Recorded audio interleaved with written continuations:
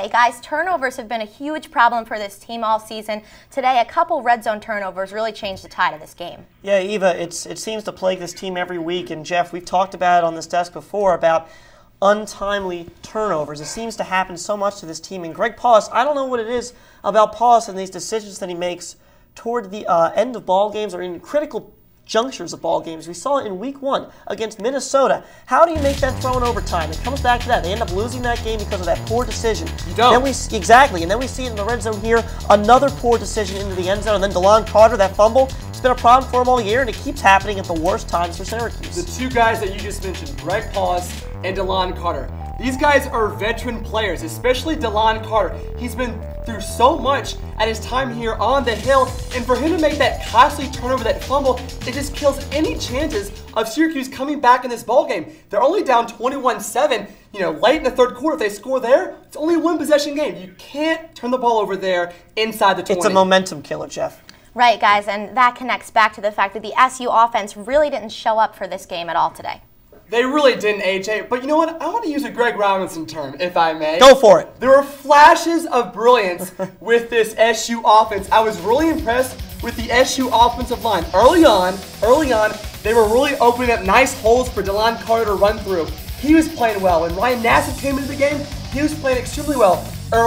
Late in that first quarter, a nice pass to Antoine Bailey going down the middle of the field. I mean, there was flashes, but when it comes down to it, you got to convert in the red zone. Right, I don't buy much into the flashes because when you look at it as a whole, these turnovers in the red zone, and Greg Paulus only 85 yards through the air. We're going to get more to him eventually, but not a very good day through the air. DeLon Carter, not effective on the ground. Only, 2-point-something yard carry average. Couldn't get to 3. Not a good day for the offense. Yes, but AJ, there were improvements. They lost 28-7 against Penn State, but they were having so much trouble moving the ball up and down the floor, up and down the field. They were really improving with that today, but they just didn't get it done. Okay, so their offense struggling a little, and maybe they could take some pointers from Zach Calleros in the Cincinnati offense. Calleros getting the start today for Tony Pike. Had a really great game. Eva, it doesn't matter who lines up at quarterback right now against Syracuse because we've seen it every week.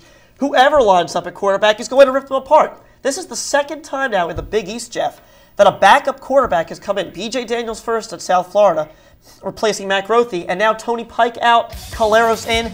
The results are the same. I don't want to go through all the numbers, but 4 touchdown passes, no interceptions. He did whatever he wanted. Any receiver he wanted to find open, it seemed like they were there. AJ, I love improv, especially theater shows with improv.